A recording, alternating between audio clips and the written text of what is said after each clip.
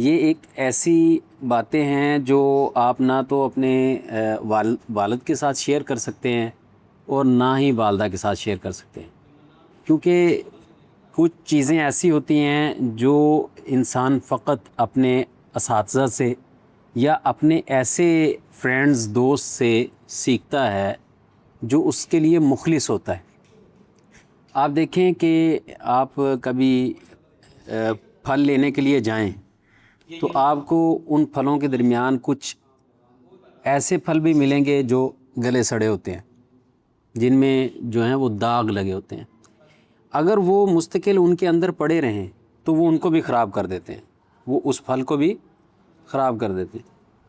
تو اگر ان کی چھانٹی کر کے ان کو باہر نکال دیا جائے تو پھر جو صحیح پھل ہوتے ہیں وہ بھی محفوظ رہتے ہیں، اور وہ جو گلے سڑے یا داغ والے ہوتے ہیں ان کو سائڈ پہ نکالنے سے چیز محفوظ ہو جاتی ہے۔ تو ہمیشہ اس بات کا خیال کریں جب آپ اپنا دوست بنائیں تو ایسا دوست ہو جو گناہ کے اندر مبتلا نہ ہو، ٹھیک ہے، برائی کے اندر مبتلا آپ کا اگر دوست ہے، مثال کے طور پہ اگر کوئی آپ کا دوست اسموکنگ کرتا ہے تو ایک ٹائم آئے گا وہ آپ کو بھی اسموکنگ پہ لگا دے گا، ٹھیک ہے۔ اگر ایک دوست آپ کا ایسا آپ بنا لیں جو ڈرنکنگ کرتا ہو، اٹ مینس شراب پیتا ہو، تو وہ ایسا ایسا آپ چاہے نہیں بھی پیتے ہوں گے نا، وہ آپ کو ایسی جو ہے سائنس لڑائے گا آپ کے ساتھ، وہ آپ کو بھی اس میں شامل کر لے گا کہ نہیں کچھ نہیں ہوتا ہے، ایک گھونٹ پی کے دیکھو بڑا مزہ آتا ہے، یہ کرتے کرتے بندہ کیا بن جاتا ہے۔ یہ جو نشہ کرنے والے لوگ ہوتے ہیں نا، جن کی حالت آپ دیکھیں کیسے بڑے بڑے بال، بڑے بڑے ناخن، میلے کچیلے کپڑے پہن کے پھر رہے ہوتے ہیں، اصل میں سٹارٹنگ میں اس طرح نہیں ہوتے۔ یہ ایک کش لگایا سگریٹ کا، چلو جی ایک دن گزر گیا، وہ ویبز وغیرہ آئی ہوئی ہیں، وہ تھوڑا سا پیا، بڑا مزہ آتا ہے، بھی بڑا فلیور ہے اس کا، وہ فلیور کرتے کرتے کیا بنا، وہ مستقل اس کا عادی ہو گیا۔ اب جب تک وہ اس کو پیتا نہیں ہے وہ ٹھیک نہیں ہوتا، اس کا نشہ جو ہے وہ پورا نہیں ہو رہا ہوتا۔ تو ہمیشہ اپنے دوست ایسے بنانے ہیں اس پھل کی مانند آپ ہو جائیں کہ اگر آپ اچھے ہیں تو آپ دوسرے بھی آپ کے ساتھ آ کے بیٹھیں گے، اگر وہ پھل گلا سڑا داغ والا ہوا تو وہ دوسروں کو بھی برباد کر دے گا۔ اور اس کی مثال رسول اللہ صلی اللہ علیہ وسلم کی ایک حدیث کو سن کے آپ کو بڑی بات سمجھ آئے گی کہ آپ علیہ الصلوۃ والسلام نے اچھے اور برے دوست کی بڑی اچھی مثال دی ہے، اور اس کی مثال اس طرح دی ہے کہ ایک بندہ صاف ستھرے کپڑے پہن کے، ٹھیک ہے، ایک بھٹی جو ہے لوہار جو بیٹھا ہوتا ہے نا، وہ چرخہ گیڑ رہا ہوتا ہے اور اس کو جو ہے وہ پانی جو ہے اس کے پاس پڑا ہوتا ہے لوہے کو ٹھنڈا کرنے کے لیے، بھٹی کے اندر جو ہے وہ لوہا گرم کر رہا ہوتا ہے، دھواں نکل رہا ہوتا ہے، کبھی چنگاری اڑتی ہے، تو اس سے کیا ہوتا ہے، ایک تو دھوئیں سے انسان سمیل اس کو آ رہی ہوتی ہے، کھانسی آنا شروع ہو جاتی ہے، کپڑے اس کے جلنے کے خطرہ ہوتا ہے، چنگاری کوئی آ کے گری۔ تو برا دوست اسی طرح ہوتا ہے، وہ کہیں نہ کہیں آپ کو نقصان پہنچائے گا۔ اگر آپ نے کچھ نہیں بھی کیا ہوگا نا، لوگ دیکھ کے کہیں گے دیکھو جی یہ اس کا دوست ہے جو اس کام میں پکڑا گیا تھا، شرابی کے ساتھ پھرتا ہوتا ہے، یہ جو ہے وہ سگریٹ پینے والوں کے ساتھ پھر رہا ہوتا ہے، اس کے دوست ایسے ہیں، وہ اس برائی میں مبتلا ہیں، تو یہ بھی انہی کی طرح کا ہوگا۔ یعنی آپ چاہے نہیں بھی ہیں تو وہ آپ کو بھی ادھر شمار کر رہے ہوں گے۔ تو ہمیشہ اچھے دوست بنانے ہیں، برائی کی طرف لے کے جانے والے کو دوست نہ بنائے، اس کو چھوڑ دیں۔ جو آپ کو، جیسا کہ ہمارا ٹاپک چل رہا ہے نا غسل کے حوالے سے، تو غسل شریعت نے جو جائز طریقے سے انسان پر جو غسل واجب ہوتے ہیں وہ دو طرح سے ہیں۔ ایک تو اللہ تعالیٰ نے، میں جیسے آپ کو کل بتایا تھا کہ آپ کی ریڑھ کی جو ہڈی ہے نا، یہاں سے اور آپ کی پسلیوں کے اندر سے اللہ تعالیٰ نے ایک پانی رکھا ہوا ہے، اس کا اخراج ہوتا ہے، اور ایک خاص لیسدار پانی ہوتا ہے، وہ اس کی وجہ سے، اس کے اخراج کی وجہ سے، اس کے نکلنے کی وجہ سے انسان پر غسل واجب ہو جاتا ہے، ٹھیک ہے۔ اور اس کی کنڈیشنز کیا ہوتی ہیں کہ آپ خواب کی حالت میں، نیند کی حالت میں، ٹھیک ہے، یہ تو ہے نیچرلی، فطرتی طور پہ آپ کے ساتھ یہ کام ہوتا ہے۔ اور کچھ بچے سٹارٹنگ میں گناہ کبیرہ کرتے ہیں، یعنی کچھ ٹائم کے لیے آپ کو ایسے فیل ہوگا، شیطان آپ کے دماغ میں، آپ کے ذہن میں ایسی بات ڈالے گا کہ کچھ نہیں ہوتا، یہ کام کرنے سے کچھ نہیں ہوتا، یعنی برائی آپ سے وہ کروا رہا ہوگا اور آپ کو کہے گا کچھ نہیں ہوتا، کوئی بھی نہیں دیکھ رہا. تو اس طرح کا عمل آپ خود فیصلہ کریں اللہ کی ذات دیکھ رہی ہے کہ نہیں دیکھ رہی.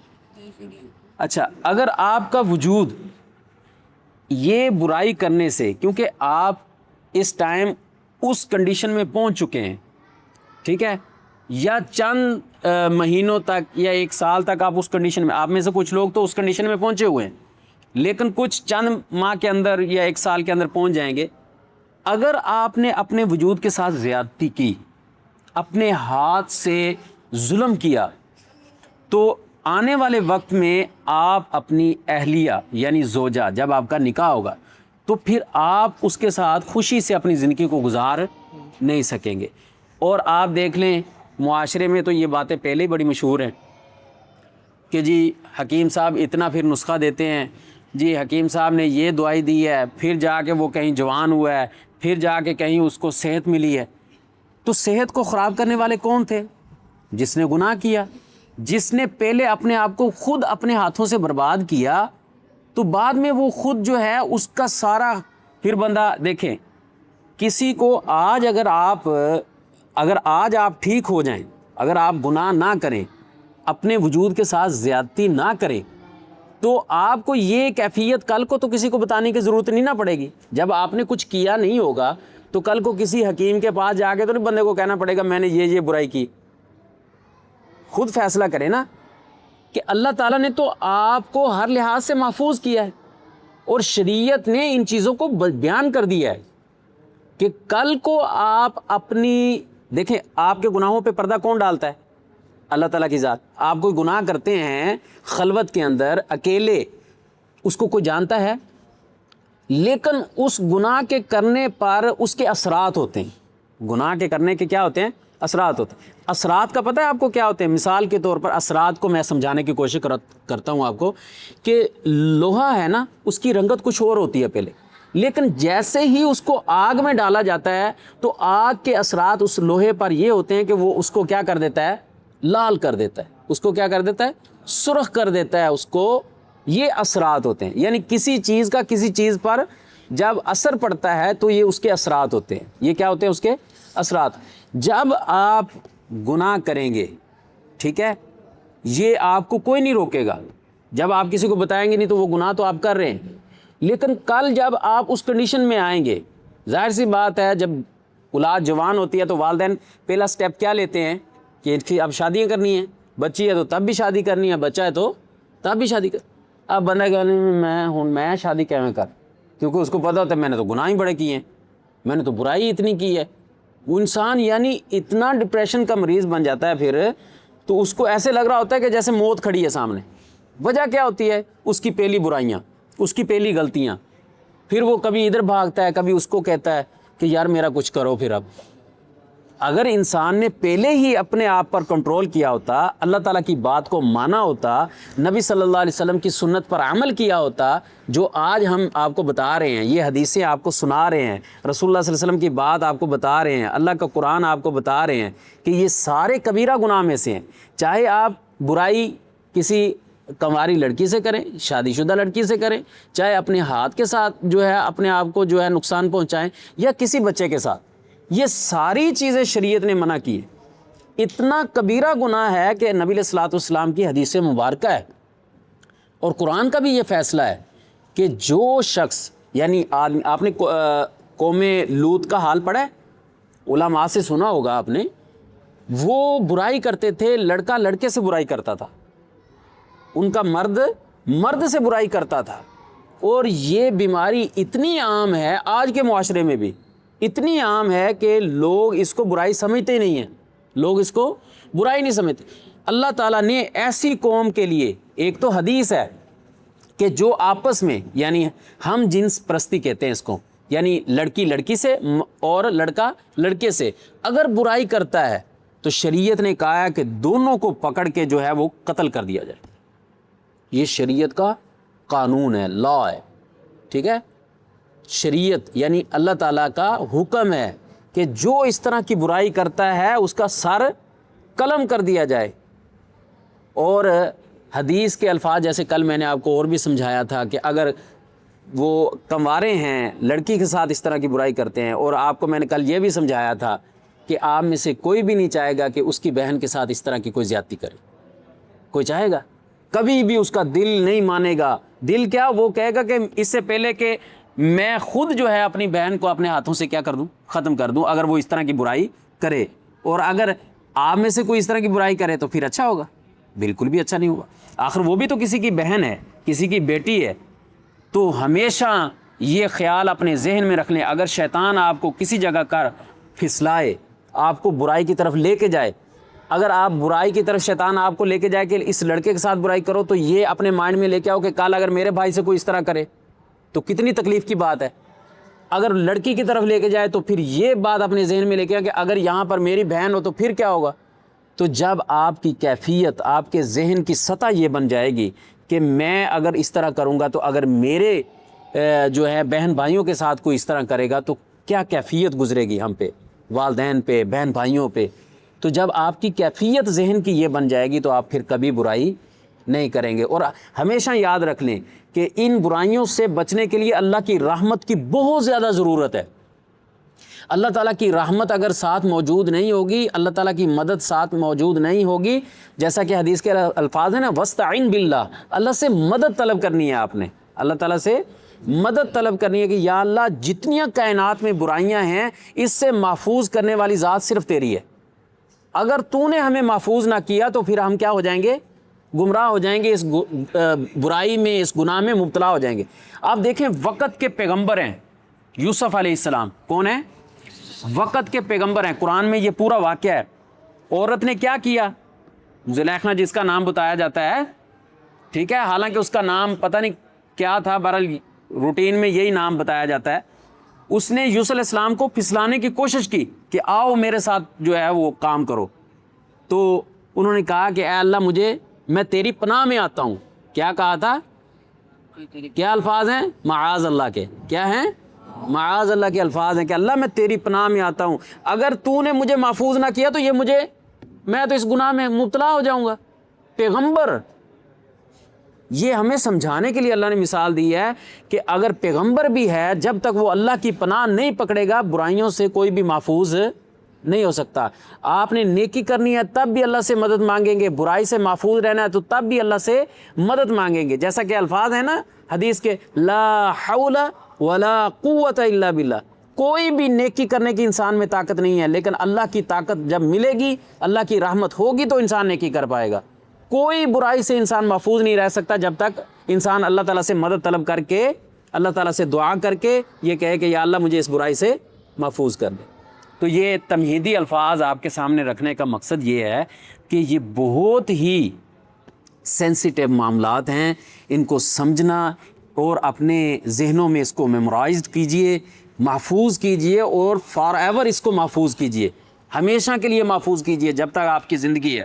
اور اللہ تعالیٰ سے دعا کیا کریں کہ اللہ میری نگاہوں میں حیا پیدا کر، میں کسی کی بیٹی کی طرف، کسی کی بہن کی طرف نہ دیکھوں۔ اللہ جس طرح مجھے اپنی عزت، اپنی بہن کی عزت، اپنی بیٹی کی عزت، اپنی ماں کی عزت پیاری ہے، اللہ دوسروں کی بھی وہ بہن، بیٹیاں اور مائیں ہیں، اللہ میری نگاہ کو اس سے محفوظ رکھ۔ اور کسی بھی لڑکے سے یہ بات یاد رکھ لیں، جو قرآن نے فیصلہ کیا نا، انما المؤمنون اخوہ، یہ جو آپس میں اللہ نے بھائیوں کا رشتہ بنایا ہے، اسی وجہ سے سمجھانے کے لیے بنایا ہے کہ تمہارا جس طرح سگا بھائی ہے اسی طرح مومن بھی تمہارا بھائی ہے، اس کو بھائی دیکھنا ہے۔ جیسے آپ اپنے سگے بھائی کے ساتھ برائی کرنے کے لیے تیار نہیں ہوتے، اسی طرح دوسروں کو بھی اپنا بھائی تصور کرنا ہے، ان کے ساتھ برا کوئی فعل، کوئی بات نہیں کرنی۔ جیسے آپ گھر کے اندر رہتے ہوئے والدین کے سامنے اچھے ہیں، اسی طرح معاشرے کے سامنے بھی ہر فرد کو اچھا ہونا چاہیے۔ تو بات چل رہی تھی ہماری کہ اللہ تعالیٰ نے ہمارے وجود کے اندر جس طرح بولو براز عربی میں اس کو کہتے ہیں، ہمارا واش روم کا، ہم جو حاجت کے لیے جاتے ہیں، کہ اللہ تعالیٰ نے ہمیں جو ہے، یہ بھی اللہ تعالیٰ کی رحمت ہے کہ آپ کا ہوا کا خارج ہونا، آپ کا پیشاب کا آنا، آپ کا پخانہ آنا، یہ بھی اللہ کی بہت بڑی رحمت ہے۔ جن لوگوں کے پیٹ میں پانی آ جاتا ہے اور وہ بڑے بڑے پیٹ ہو جاتے ہیں، آپ دیکھیں ان کا ایشو کیا ہوتا ہے، گردوں میں پانی جو ہے وہ بڑھ جانا، فلٹر نہ کرنا، یہ ان کا جو چھوٹا پیشاب ہے وہ نہ آنا، یہ اتنی بڑی تکلیف بن جاتی ہے کہ 6 ماہ سال کے اندر بندہ مر جاتا ہے۔ آپ دیکھیں نا، وہ کیا کہتے ہیں اس کو، ڈیلسز ہوتے ہیں، گردے واش ہوتے ہیں، وہ کس وجہ سے ہو رہے ہوتے ہیں؟ ایک اللہ نے بنائی ہے آپ کے اندر مشین جو ایسے فلٹر کرتی ہے اور آپ کو جو ہے وہ واش روم آ جاتا ہے، اور ایک مشین 4 گھنٹے ریگولر جو ہے وہ چلنے کے بعد اس خون کو صاف کر کے اس کے اندر سے پانی نکال کے پھر وہ جو ہے بندہ سکون میں آتا ہے۔ تو اللہ تعالیٰ نے بڑا ایک نظام اندر بنا کے انسان کو سمجھایا ہے کہ جس نظام کو میں چلاتا ہوں اس کو تم سمجھو اور اللہ کا شکر ادا کرو کہ اللہ تعالیٰ نے تمہیں اتنی بڑی بڑی تکلیفوں سے بچایا ہے۔ آپ دیکھیں جس کو پخانہ بڑا نہ آئے، قبض ہو جائے جس کو، کتنی اس کو شدت سے تکلیف ہوتی ہے کہ اس کو واش روم نہیں آ رہا ہوتا، اور جب وہ واش روم آتا ہے تو اتنی تکلیف سے وہ جو ہے وہ دشواری سے اس کو واش روم آتا ہے کہ وہ اس کو ایسے محسوس ہوتا ہے کہ جیسے اس کی جان نکل جائے گی۔ تو یہ کتنی بڑی اللہ کی رحمت ہے کہ اللہ تعالیٰ نے آپ پر اپنی خاص رحمت کرتے ہوئے آپ کو صحیح معنوں میں کھانے پینے کے بعد ہوا بھی خارج ہوتی ہے، پیشاب بھی صحیح طرح سے کرتے ہیں، پخانہ بھی صحیح طرح سے کرتے ہیں۔ تو یہ ساری اللہ کی نعمتیں ہیں۔ تو ان نعمتوں میں سے ایک نعمت کیا ہے؟ آپ کا وجود سے مادہ منوی کا نکلنا، یعنی ایک ایسا پانی جس کے ساتھ اللہ نے انسان کو پیدا کیا ہے، انسان کو پیدا کیا ہے۔ اب جب وہ پانی جب میاں بیوی یعنی آپس میں ایک جوڑے کی شادی ہوتی ہے، اگر اس کا صحیح اخراج جب ہو جاتا ہے تو اللہ کے حکم سے اولاد پیدا ہو جاتی ہے۔ اگر وہی پانی ویسے روٹین میں جو ہے خواب کی حالت میں یا ویسے ہی جو ہے اگر کوئی برائی کر کے اس کو نکالتا ہے تو اس سے اولاد پیدا نہیں ہوتی۔ اللہ نے ایک سارا سسٹم بنایا ہے، ایک سارا سسٹم بنایا ہے کہ جو جائز اور حلال طریقے سے جو ہے اللہ کے حکموں کو مانتے ہوئے وہ کام کرے گا تو اللہ تعالیٰ اس میں خیر و برکت بھی نازل کریں گے اور اس کام پر اللہ جو ہے وہ اجر بھی دیں گے۔ حالانکہ ایک اگر شخص کسی لڑکی کے ساتھ جو اس کی بیوی نہیں ہے اس کے ساتھ برائی کرتا ہے تو اس پر اگر تو وہ کموارے ہیں 100 کوڑے ہیں ان کی سزا، 1 سال کی جلا وطنی ہے۔ لیکن اگر وہی شخص کسی شادی شدہ عورت سے جو ہے وہ شادی شدہ بندہ کسی عورت سے جو ہے کام کرتا ہے، برائی کرتا ہے، تو اس پر اللہ تعالیٰ نے کتنا بڑا فیصلہ دیا ہے کہ تم کیسے کسی کی عزت پر جو ہے وہ نگاہ ڈال کے اور اس کو برائی کی طرف لا کے برائی کر رہے ہو۔ تم میں اتنی جرت کیسے پیدا ہوگی کہ تم نے کسی کی ماں بہن بیٹی کے ساتھ برائی کی، اور اللہ تعالیٰ نے اس عورت کے لیے بھی سزا مقرر کر دی کہ تمہیں یہ کیسے، تمہیں دل میں کیوں نہ اللہ کا ڈر آیا کہ تم ایک عورت ہو کر، ایک شوہر کی بیوی ہو کر، ایک آدمی کی بیوی ہو کر، یا ایک بچوں کی ماں ہو کر، یا ایک پورے خاندان کی بہن بیٹی ہو کر تم نے ایک ایسے شخص سے اپنا تعلق قائم کر لیا جو تمہارا کچھ بھی نہیں لگتا تھا۔ تو شریعت نے دونوں کی ایسی سزا مقرر کی کہ اللہ تعالیٰ فرماتے ہیں ان کو زمین میں گڑھا بناؤ، اس کے اندر کھڑا کرو، مٹی ڈالو، سر ان کے باہر ہوں، لوگوں کے ہاتھوں میں پتھر پکڑاؤ اور ان کے سروں پہ مار مار کے ان کو مار دو، تاکہ انہیں پتہ چل جائے کہ اللہ نے عزت اور حیا اور رشتہ داریوں کا کیا حق رکھا ہے۔ بات سمجھے کہ اللہ نے کس کا کس قدر مقام رکھا ہے۔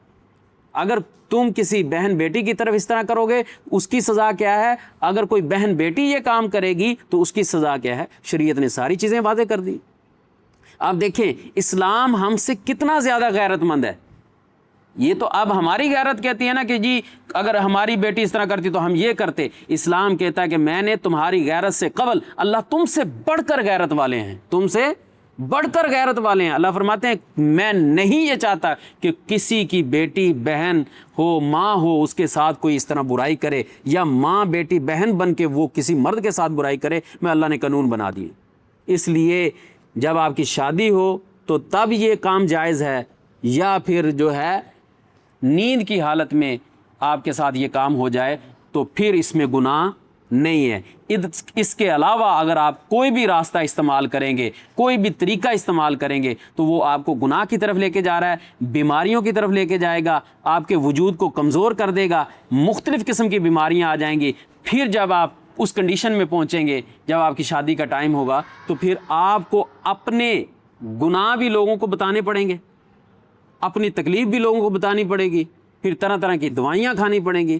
تو پھر انسان جو چیز اوریجنل ہوتی ہے پھر وہ اوریجنل نہیں رہتی۔ آپ دیکھیں نا، ایک بندہ ہے جس کی ٹانگ کٹ جائے، اس کو ایک مصنوعی ٹانگ لگا دیں، چل تو پڑتا ہے، پنجابی جی کہتے ہیں نا ریڑھ روڑتا پیندا ہے، مگر حقیقت میں وہ صحیح معنوں میں اس کی وہ ٹانگ نہیں ہوتی۔ ایک بندہ ہے، اس کا ہاتھ مصنوعی لگا دیا جائے تو اس میں وہ چیز نہیں ہوگی جو اوریجنل اللہ تعالیٰ نے ہاتھ بنایا ہے اس میں۔ تو ہمیشہ اپنے آپ کو برے دوستوں سے محفوظ رکھنا ہے، اور اپنے آپ کو جو اللہ اور اس کے رسول نے قانون بنائے ہیں اس کے مطابق لے کے چلنا ہے۔ آئیے اب ہم جب غسل واجب ہو جاتا ہے، یہ وضو کی کنڈیشن میں اس کو لے کے جائیں گے۔ سب سے پہلے جب آپ کی رات کو، یا تو آپ ابھی شادی شدہ نہیں ہیں تو اس کنڈیشن میں آپ کے اوپر غسل واجب ہوتا ہے، تو پھر آپ سب سے پہلے کیا کریں گے؟ جیسے ہی آپ کی آنکھ کھلے، سب سے پہلے اپنے کپڑے کو دیکھیں کہ آپ کے کپڑے پر اس کے نشانات، اس پانی کے نشانات کہاں تک ہیں۔ وہ پانی روٹین میں گاڑھا ہوتا ہے، روٹین میں گاڑھا ہوتا ہے، اور میں نے کل آپ کو بتایا تھا جیسے ایک انسان کو زکام ہو جاتا ہے، نزلہ ہو جاتا ہے، تو اس میں جو تھوڑی سی شدت آتی ہے اور وہ گاڑھا ہو جاتا ہے، اس طرح کا وہ پانی ہوتا ہے، اس طرح کا وہ پانی ہوتا ہے۔ اور اس کو سب سے پہلے آپ اپنے وجود کو، سب سے پہلے، اگر تو گرمیوں کے دن ہے تو نہانا بہت آسان ہوتا ہے، سردیاں ہو تو تھوڑا سا مشکل ہوتا ہے نہانا، ٹھیک ہے۔ اگر آج کل تو اللہ تعالیٰ کی بڑی رحمتیں ہیں، ہیٹر لگے ہوئے ہیں، گیزر لگے ہوئے ہیں، سارا کچھ جو ہے وہ آسانی سے ہے۔ اگر کسی کے پاس میسر نہیں ہے تو اس کا بھی اسلام نے حل بتایا ہے۔ تو سب سے پہلے بات کو سمجھیے، آپ نے اپنا جو ہے وہ واش روم میں جانا ہے، اپنے کپڑے کو خود دھونا ہے، اور یہ خاص خیال رکھیں، والدین، والدہ کا کام ہوتا ہے کہ آپ کے وہ کپڑے دھوئے، آپ کے کپڑے دھوئے، والدین نے جو ذمہ داری اللہ نے دی ہے ان کی، تو والدہ کی ذمہ داری آپ کے کپڑے دھونا ہے۔ لیکن جب آپ اس حالت میں پہنچ جائیں، جوان ہو جائیں، آپ کے ساتھ یہ معاملہ ہو، تو قطعی طور پر آپ اپنی شلوار کو اس کنڈیشن میں نہ رکھیں، اپنی پینٹ کو، شلوار کو، جو بھی آپ نے اس وقت اپنا تہہ بند باندھی ہوئی ہے، جو بھی ہے، ٹھیک ہے۔ تو آپ نے سب سے پہلے جو ہے وہ واش روم میں جا کے اپنا اس ازار کو جو آپ نے باندھا ہوا ہے، چاہے وہ پینٹ ہے، شلوار ہے، جو بھی ہے، تہہ بند ہے، پنجابی جن دھوتی کہندے، وہ پہنی ہو، تو آپ نے کیا کرنا ہے؟ سب سے پہلے اتار کے اس کپڑے کو دھونا ہے۔ یہ میں اپنی طرف سے بات نہیں کر رہا، رسول اللہ صلی اللہ علیہ وسلم کی حدیث مبارکہ ہے، آپ علیہ الصلوۃ والسلام نے بھی اپنے کپڑے کو دھویا۔ اما عائشہ فرماتی ہیں دھونے کے بعد وہ نشان اس میں سے نظر آ رہے تھے، دھونے کے کیا نشان اس میں سے نظر آ رہے تھے۔ ظاہر سی بات ہے، ایک کپڑا پورا خشک ہے، درمیان میں سے اس جگہ سے اگر دھوئیں گے تو وہ نشان تو بن ہی جائیں گے نا، کہ یہاں سے یہ کپڑا اتنا دھویا ہوا۔ تو رسول اللہ صلی اللہ علیہ وسلم سے ہمیں یہ باتیں ملتی ہیں کہ کس طریقے سے اپنی لائف کو گزارنا ہے اس کنڈیشن میں۔ تو آپ سب سے پہلے اپنا کپڑا وہاں سے پکڑیں، دھوئیں، اگر صابن کی ضرورت ہو، اسمیل آ رہی ہو، صابن لگائیں، اس کو مزید دھو کے اچھے طریقے سے اسی کپڑے کو آپ دوبارہ پہن سکتے ہیں، وہ پاک ہو گیا ہے۔ اسی کپڑے کو آپ دوبارہ پہن سکتے ہیں، وہ پاک ہو گیا ہے۔ اگر ادروائز آپ نہیں پہننا چاہتے، آپ کے پاس اور کپڑے ہیں، تو وہ جیسے سردیوں کے دن ہے، آپ کو ظاہر سی بات ہے گیلا کپڑا انسان پہن کے کہاں نیند آئے گی، تو وہ چینج بھی کر سکتا ہے، ٹھیک ہے۔ لیکن دھونا آپ نے اپنے ہاتھوں سے ہے اس کو، ٹھیک ہے نا۔ عزت اور شرم یہ بڑی بات ہوتی ہے، ماں نے کام تو کر دینا ہے آپ کا، لیکن آپ بطور حیا کے اس بات کو سمجھ لیں کہ آپ اپنے ہاتھوں سے اس چیز کو دھو کے خشک کر دیں، ٹھیک ہے۔ اگلی بات، اب آپ کے وجود پہ جہاں پہ وہ غلاظت لگی ہے، ٹھیک ہے، اس کو اچھے طریقے سے دھوئیں۔ اگر تو آپ فوری طور پر نہانا چاہتے ہیں، غسل کرنا چاہتے ہیں تو غسل کر لیں۔ اگر سردیوں کے دن ہے، سردی لگ رہی ہے اور فجر کا ٹائم کافی پڑا ہوا ہے، تو آپ وضو کریں، جیسے نماز کے لیے وضو کرتے ہیں۔ وضو کرنے کے بعد پھر آپ لیٹ سکتے ہیں، آپ نیند کر سکتے ہیں، لیٹ سکتے ہیں۔ روزے کا ٹائم مثال کے طور پہ 10 منٹ پڑے ہیں، کیا ہے 10 منٹ پڑے ہیں، آپ غسل تو نہیں ہو سکتا، سحری بھی کرنی ہے، تو رسول اللہ صلی اللہ علیہ وسلم کی حدیث ہے کہ وضو کرو، سحری کر لو، اس کے بعد غسل کر لو، اس کے بعد کیا کر لو؟ غسل کر لو۔ یعنی شریعت نے کتنی آسانی رکھی ہے۔ یہ نہ ہو کہ آپ غسل کرنے جائیں، پیچھے سے روزہ بند ہو جائے، ہو گئے اللہ اکبر جی، چلو جی روزہ گیا، نہیں، شریعت نے کہا فوراً وضو کرو، وضو کر کے آپ پہلے کھانا کھا لو، پھر اس کے بعد غسل کر لو۔ یہاں سے یہ بھی پتہ چلتا ہے کہ اگر انسان نے کھا پی لیا ہو تو اس کے بعد بھی نہایا جا سکتا ہے، نہایا جا سکتا ہے۔ اچھا، اب آپ نے روٹین میں اپنا وجود جس جگہ وہ غلاظت لگی ہے، نجاست لگی ہے، اس کو اچھے طریقے سے دھوئیں۔ اور شریعت نے یہ بات بیان کی ہے کہ جب آپ نے نجاست کو دھونا ہے تو آپ نے اپنا رائٹ ہینڈ جو ہے وہ شرمگاہ کو نہیں لگانا، ٹھیک ہے؟ جہاں سے ہم واش روم کرتے ہیں اپنا دائیں ہاتھ وہاں پہ استعمال نہیں کرنا، دائیں ہاتھ سے پانی ڈالنا ہے، دائیں ہاتھ سے آپ جو ہے وہ کیا کہتے ہیں پانی ڈالنے کے لیے کیا کہتے ہیں اس کو، لوٹا وغیرہ نہیں، لوٹا نہیں، اس کو کیا کہتے ہیں ڈبہ پانی والا، وہ آپ یوز کریں، دائیں ہاتھ سے کریں اس کو، ٹھیک ہے؟ لیکن یہاں پہ یہ یاد رکھ لیں کہ جس برتن سے آپ واش روم کریں گے اس کو غسل کے لیے استعمال نہیں کریں گے، یہ بات یاد رکھ لیں۔ کچھ لوگ کرتے ہیں وہ اسی لوٹے سے واش روم کر رہے ہیں، اسی لوٹے سے غسل کر رہے ہیں، نہا رہے ہیں، سمجھے اس بات کو۔ واش روم کا ڈبہ الگ اور جو ہے غسل کا الگ سے ہونا چاہیے، یا آج کل تو شاور لگے ہوئے ہیں، بڑی وی آئی پی ہیں تو اس کے نیچے بندہ نہا لیتا ہے، ٹوٹیاں لگی ہوئی ہیں، اس وقت یہ کام نہیں تھے، اس وقت ٹب ہوا کرتے تھے اور ڈبہ وغیرہ ہوتا تھا، اس سے وہ غسل کیا جاتا تھا۔ تو اب آپ دائیں ہاتھ سے پانی لیں گے یا ڈبے میں پانی لیں اور شرمگاہ پہ ڈالیں، بائیں ہاتھ سے اچھے طریقے سے نجاست کو، وہ جو لگی ہوئی ہے نجاست اس کو صاف کر لیں، وہ پانی اس کو اچھے طریقے سے صاف کریں، اور صابن لگا کے صاف کرنا چاہیں تب بھی آپ کر سکتے ہیں۔ جب آپ دیکھیں کہ آپ کا وجود بالکل صاف ہو گیا ہے، کہیں پہ وہ غلاظت نجاست نہیں لگی ہوئی، پھر آپ نے کیا کرنا ہے کہ اپنے ہاتھ کو، اس وقت صابن نہیں ہوا کرتے تھے، مٹی تھی، مٹی بہت ہی جو ہے ایسے سمجھ لیں کہ انسان کو نیٹ اینڈ کلین کرنے کے لیے بڑی اچھی تھی، جراثیموں سے پاک جو ہے وہ کرنے کے لیے مٹی سب سے اعلیٰ چیز تھی، تو اس وقت مٹی سے ہاتھ دھوئے جاتے تھے۔ آج کل ہمارے ہاں مٹی تو ہم واش روم میں نہیں رکھ سکتے، تو اس کے متبادل چیزیں جو مل رہی ہیں تو اس کو بھی یوز کیا جا سکتا ہے، ٹھیک ہے؟ آپ اس میں صابن لیں، شیمپو لیں، جو بھی آپ کے پاس موجود ہو، اس سے اچھے طریقے سے اپنے ہاتھوں کو دھوئیں۔ اب سیم کنڈیشن وضو والی ہے، اگر تو آپ نے روزہ رکھنے کے بعد غسل کرنا ہے تو پھر غرارے نہیں کرنے، ناک میں پانی کھینچنا نہیں ہے۔ اگر آپ نے روزے کی حالت میں نہیں ہے تو پھر آپ غرارے بھی کریں گے، پورے ناک میں پانی چڑھا کے اس کو جھاڑیں گے بھی صحیح۔ وضو کرنے کا طریقہ آپ سمجھ لیں، سیم اسی کنڈیشن میں کرنا ہے۔ اور اس میں یہاں پہ ایک بات یاد رکھنی ہے، جب آپ غسل کرنے کے لیے آپ شروع ہو جائیں تو پھر آپ نے اپنی شرمگاہ کو دوبارہ ہاتھ نہیں لگانا، جب دھو لیا اس کو اچھے طریقے سے، اس کے بعد دوبارہ ہاتھ نہیں لگانا، ورنہ آپ کا وضو ٹوٹ جائے گا جو آپ کرنے لگے ہیں، ٹھیک ہے؟ یہ احتیاط کرنی ہے۔ 3 بار وہ ہاتھ آپ نے دھونے ہیں، پہلے دایاں پھر بایاں، انگلیوں کا خلال جیسے میں نے اس دن وضو کے اندر بتایا تھا، خلال کرنا ہے۔ خلال کرنے کے بعد آپ نے پھر دائیں ہاتھ میں جو ہے وہ پانی لے کے جو ہے وہ کلی کرنی ہے، غرارہ کرنا ہے، اس ہڈی تک آپ کا پانی جانا چاہیے، اندر سے اچھے طریقے سے صاف ہو جائے، ٹھیک ہے؟ اور اگر کوئی آپ میں سے انگلی کا استعمال کرنا چاہتا ہے تو وہ دانتوں کو بھی صاف کر سکتا ہے، ٹھیک ہے؟ 3 بار یہ کریں گے، 3 بار ناک میں پانی چڑھائیں گے، اس کو جھاڑیں گے اچھے طریقے سے۔ ناک صاف کرنے کی ضرورت ہے تو دائیں ہاتھ کی آخری چھوٹی انگلی، اس کے ذریعے سے آپ اپنا ناک صاف کریں گے۔ 3 بار آپ اپنا چہرہ دھوئیں گے، ٹھیک ہے؟ اس کے بعد آپ نے اچھے طریقے سے دھونا ہے، یہ پلکوں کو، آپ کے جو آئی بروز ہیں ان کو اچھے طریقے سے، تاکہ پانی کہیں یہ نہ ہو کہ نہ لگے اور آپ کا جو ہے وہ وضو غسل کا صحیح طریقے سے نہ ہو۔ اچھا، اس کے بعد یہ دیکھیں، سنت داڑھی جو ہے اس کا خلال کرنا ہے، پانی کا ایک چلو لینا ہے، اس کے نیچے رکھ کے اور اس کو اچھے طریقے سے ایسے پورا خلال کرنا ہے۔ اور یہ ایک بات اور بھی یاد رکھ لیں، کچھ لوگ کیا کرتے ہیں، داڑھی کو پکڑتے ہیں ٹوٹی کے نیچے، اچھے طریقے سے باش تو کے انہوں چٹی کرنے کی کوشش کر، یہ طریقہ سنت کا نہیں ہے۔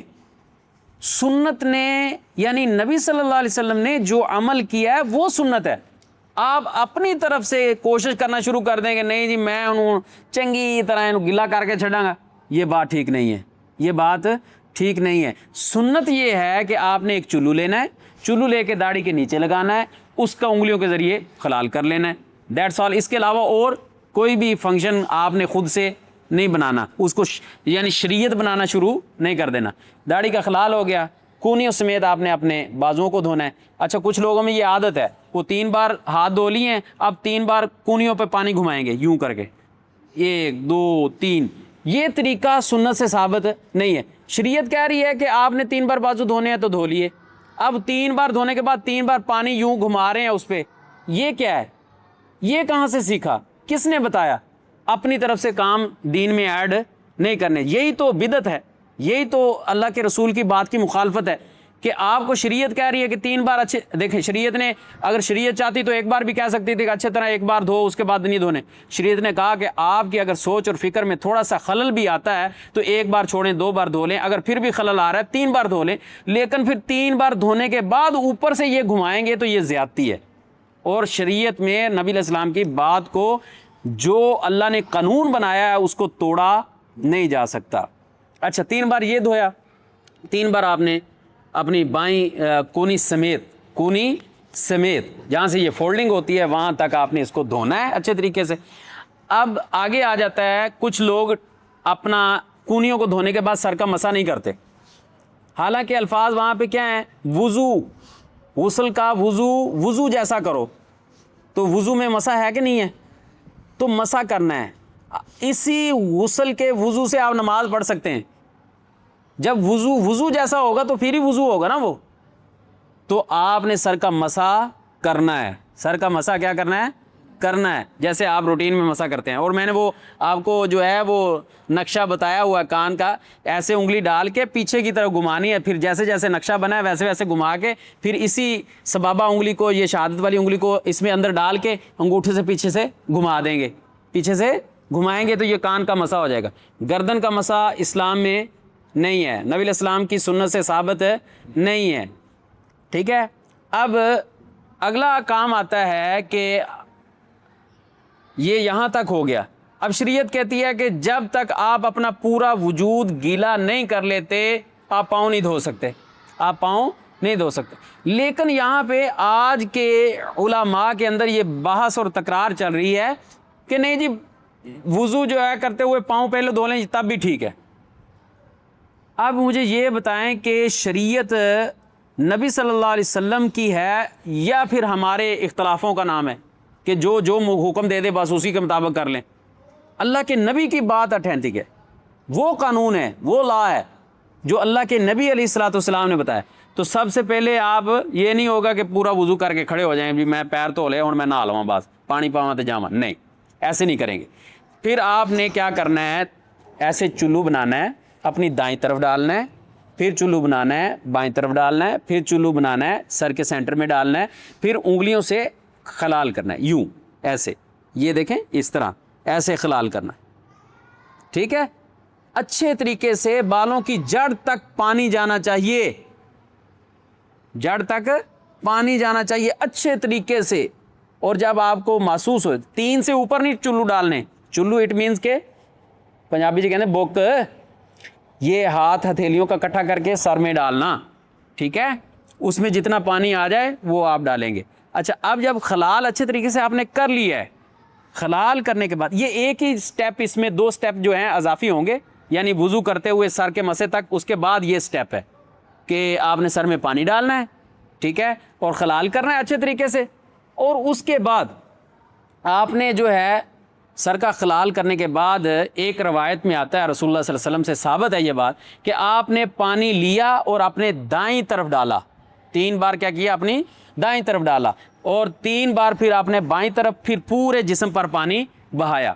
اگر اس کے علاوہ یعنی کوئی 3 بار ادھر نہیں ڈالتا، 3 بار ادھر نہیں ڈالتا، سر کا جو ہے وہ خلال کرنے کے بعد، سر میں چلو ڈالنے کے بعد اگر کوئی پورے جسم پر پانی بہا لیتا ہے تو یہ بھی سنت سے ثابت ہے. اگر کوئی اس سنت کو پورا کرنا چاہتا ہے کہ 3 بار ادھر ڈالا، 3 بار ادھر ڈالا، پھر پورے وجود پہ، تو یہ بھی سنت سے ثابت ہے.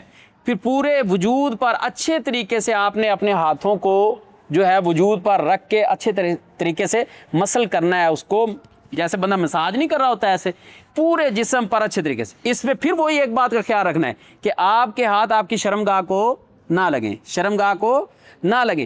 اگر آپ کا ہاتھ شرمگاہ کو لگا تو آپ کا وہ وضو ختم ہو جائے گا، وضو ختم ہو جائے گا. پورے جسم پر جب آپ اچھے طریقے سے پانی پہنچ جائے، پتہ چلے. اچھا یہ فولڈنگ، یہ جو جتنی فولڈنگ کی جگہ ہیں یہ ہو گئی، اس جگہ ہو گیا، یہ خاص خیال رکھنا ہے پانی پورا جائے. بعض دفعہ نا ہماری اس جگہ پہ پانی نہیں جاتا، پریشر آ رہا ہوتا ہے شاور کا اور وجود کے فرنٹ پہ ہوتا ہے، بیک پہ ہوتا ہے، بعض دفعہ اس جگہ پانی صحیح طریقے سے نہیں پہنچتا. تو یہاں پہ ہاتھ آپ نے لگا کے اچھے طریقے سے اس کو کر لینا ہے کہ پانی صحیح طرح سے پہنچے. اور پھر شریعت نے کس انداز سے ہمیں سمجھایا ہے، جب آپ کے پورا وجود صاف ہو گیا ہے پھر آپ نے کیا کرنا ہے، اپنے پانی جو آج تو اللہ کے حکم سے بڑا سسٹم بنا ہوا ہے، واش روم کا پانی ٹھہرتا ہی نہیں ہے، فوراً جو ہے وہ نالی میں پہنچ جاتا ہے. تو اگر جگہ بالکل کلیئر ہو چکی ہے، تھوڑا سا ایک آدھا منٹ رکیں، پانی سارا نیچے سے کیا ہو جائے گا، نالی میں چلا جائے گا. پھر آپ ٹوٹی کو اوپن کریں، اپنا دایاں پاؤں دھوئیں. کیا کریں؟ دایاں پاؤں جو ہے وہ دھوئیں. اور وہی بات بائیں ہاتھ کی آخری چھوٹی انگلی، اس کے ذریعے انگلیوں کا خلال کریں، کیونکہ یہ دیکھیں نا یہ اکٹھی ہو جاتی ہیں، ان میں پانی کا پہنچنا مشکل ہوتا ہے کچھ.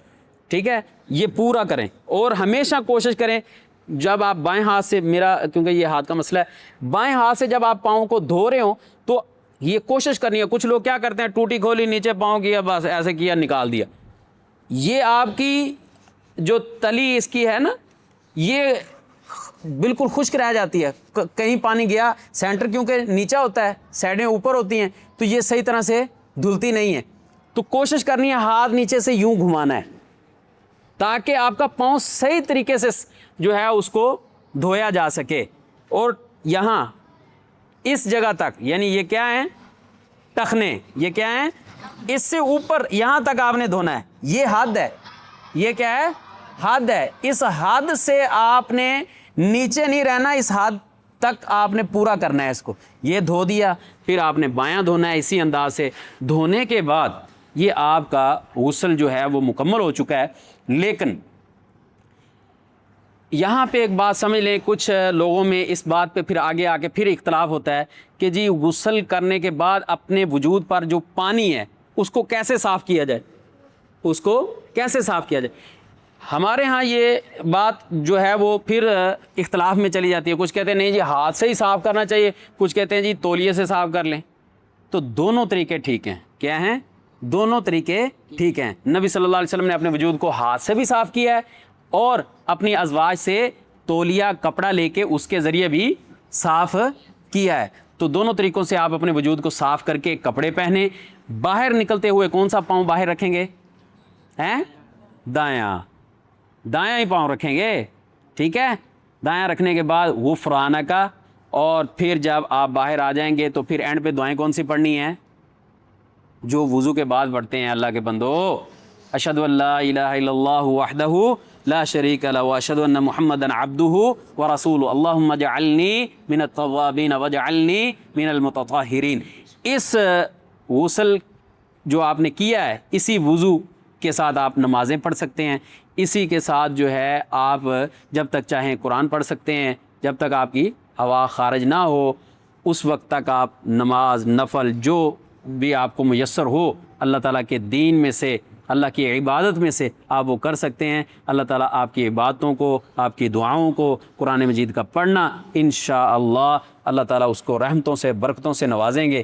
تو یہ ایک ہماری چھوٹا سا جو ہے وہ غسل کے حوالے سے جو ہے آپ کی ایک ٹریننگ تھی. اللہ تعالیٰ ہم سب کو صحیح معنوں میں قرآن و حدیث پر عمل کرنے کی توفیق عطا فرمائے.